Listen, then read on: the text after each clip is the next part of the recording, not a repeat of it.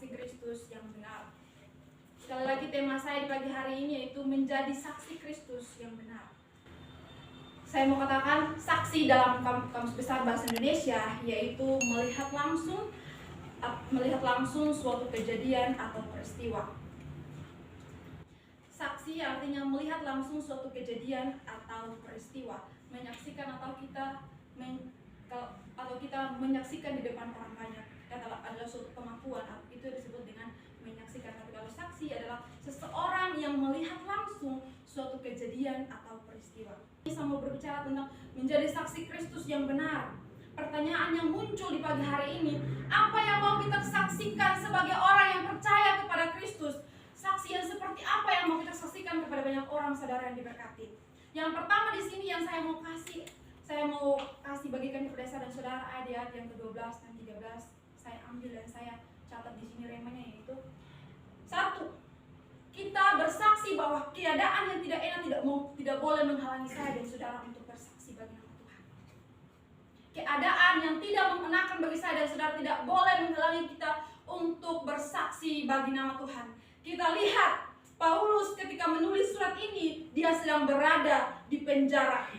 Dia ditahan, dia dikurung.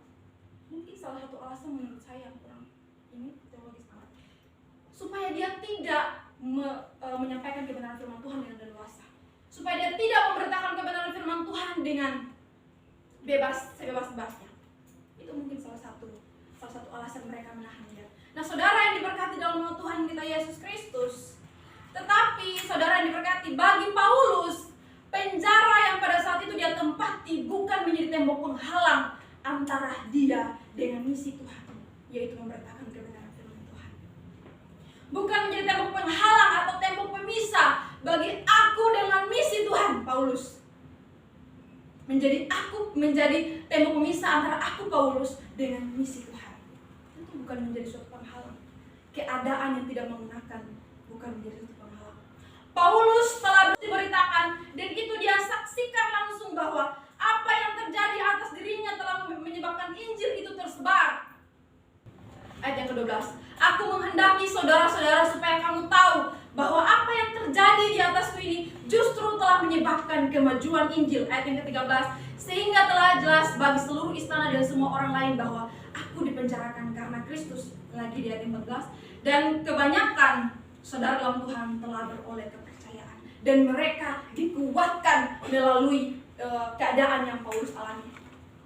Nah, saudara yang diberkati dalam nama Tuhan kita Yesus Kristus, apa yang terjadi atas dirinya telah menyebabkan Injil itu tersebar dan orang-orang percaya pada saat itu yang melihat boleh dikuatkan imannya untuk terus bersaksi, menambah keberanian mereka untuk beritakan Kristus. Kita mengambil suatu kesimpulan bahwa keadaan tidak boleh menjadi penghalang, dan keadaan kadangkala di saat kecurigaan kita pun kita dapat bersaksi bagi nama Tuhan, dan itu boleh menjadi suatu poin kita dapat memberkati orang lain dan orang lain boleh dikuatkan melalui keadaan kita. Nah, saudara yang diberkati dalam nama Tuhan kita Yesus Kristus, apa yang kita alami hari-hari ini, saudara yang diberkati Tuhan, entah itu pergumulan atau keadaan hidup yang tidak mengenakan, mungkin tidak seberat apa yang Paulus alami, tetapi tidak seringan apa yang kita alami. Saudara bisa tangkap maksud saya? Mungkin tidak seberat apa yang Paulus alami, tetapi tidak seringan apa yang kita alami. Saudara ngerti? Enggak? Oke, saya jelaskan. Artinya bahwa proses yang dialami Paulus itu memang sangat berat. Kita tidak sampai di penjara. Kita tidak sampai di penjara sama seperti dia. Tetapi apa yang kita alami saat ini juga tidak bisa dikatakan ringan, saudara. Ada beratnya juga. Nah, oleh karena itu pagi hari ini saya mau katakan kepada saya dan saudara di pagi hari ini bahwa kita semua adalah orang-orang yang hebat. Saya katakan kita semua adalah orang hebat, tapi saudara katakan Tuhan saya hebat. Ya. Karena apa? Saya seringkali ucapkan di khotbah saya bahwa masalah Yesti dan Resli berbeda-beda, dan cara penanganan Yesti dan Resli beda. Nah, masalah Resli tidak mungkin belum tentu bisa mampu diatasi oleh Yesti. Dan begitu juga sebaliknya. Oleh karena itu saya katakan, kalau sampai saudara hari ini duduk di sini dan saudara melewati keadaan di mana tidak mengenakan dan saudara masih ada di tempat ini, itu luar biasa. Mari saudara saksikan penderitaankah, kebahagiaankah? Yang paling banyak pasti penderitaan pergumulan yang kita alami. Saya tidak katakan, saya tidak mau berkata, saya tidak mengajak saudara buat menjual kesedihan saudara di depan atau apa. Tetapi saudara menyaksikan bahwa betapa dalam titik yang tidak mengenakan, saudara menyaksikan cinta kasih Tuhan dan saudara saksikan itu kepada orang banyak, dan orang banyak boleh mendengar dan boleh diberkati dan boleh dikuatkan melalui kesaksian saudara. Dan orang-orang boleh melihat, wah luar biasa. Dalam titik terendah dalam kehidupan dia tetap menyaksikan kasih Kristus dalam kehidupan dia. Dia tetap mengagungkan Kristus. Nah, Kristus diberitakan, Injil diberitakan, saudara diberkati. Nah, oleh karena itu, saudara, di pagi hari ini, saya mau mengajak kita semua yang ada di tempat ini, marilah kita tetap bersaksi bagi nama Tuhan dalam keadaan yang tidak enak atau kurang baik sekalipun. Karena kesaksian, saya mau katakan saudara diberkati, bukan hanya tentang ucapan, tetapi juga ada tindakan. Bukan hanya kita bersaksi Tuhan baik, tapi saudara diberkati, kesaksian itu tentang tindakan kita. Paulus bersaksi melalui tulisan dia, itu tindakan dia untuk memberitakan Kristus, bukan hanya sekedar ucapan, bukan sekedar pernyataan, bukan sekedar pengakuan. Oleh karena itu saudara diberkati, saya menghimbau, saya mengajak kita semua untuk bersaksi bagaimana Tuhan tindakan pikiran perkataan kita. Itu yang pertama. Nah, sebelum saya masuk ke poin yang kedua, saudara yang diberkati, saya mau bertanya kepada saya dan saudara, pernahkah saudara di tempat ini malu bersaksi dengan Tuhan, malu bersaksi tentang Tuhan? Pernahkah saudara malu? Saudara pernah malu? Saudara pernah malu?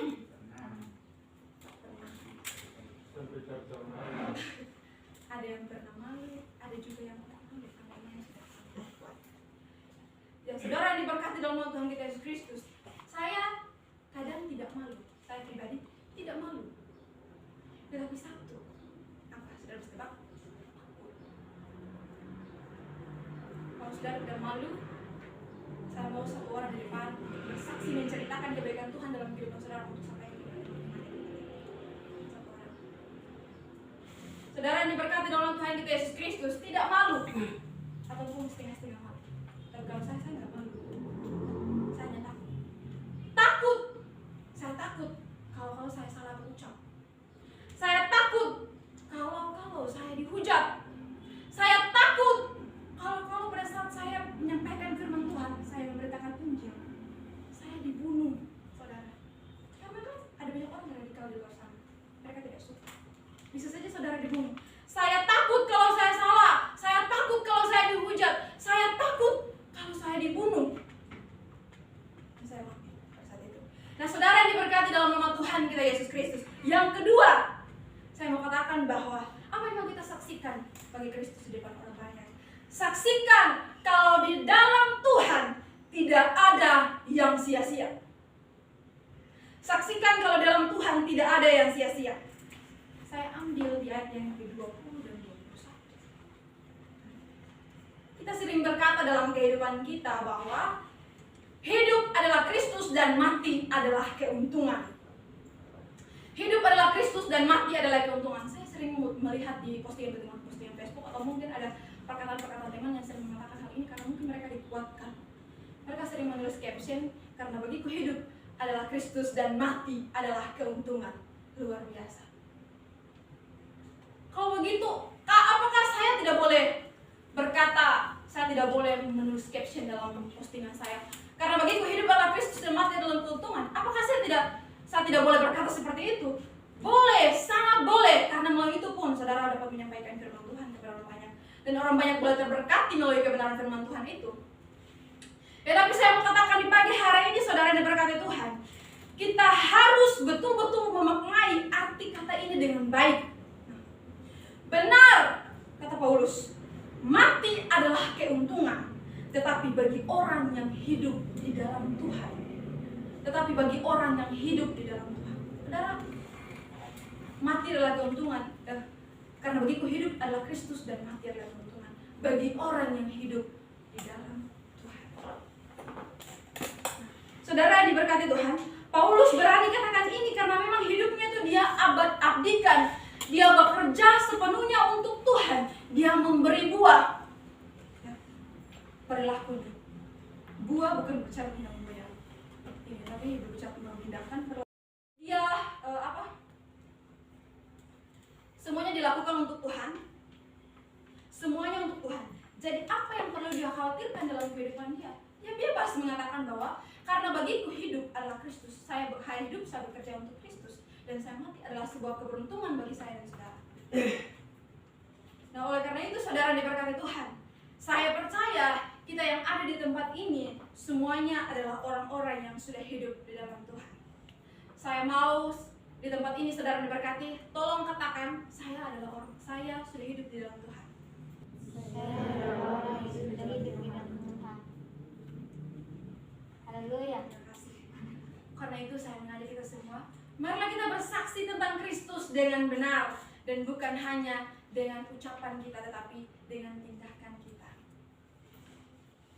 Nah, apa yang harus kita saksikan? Yang pertama, saudara, tetaplah bersaksi walaupun dengan keadaan yang tidak baik. Yang kedua, saksikan bahwa dalam Tuhan tidak ada yang sia-sia. Bahkan kematian sekalipun, yang paling takut orang kan kematian.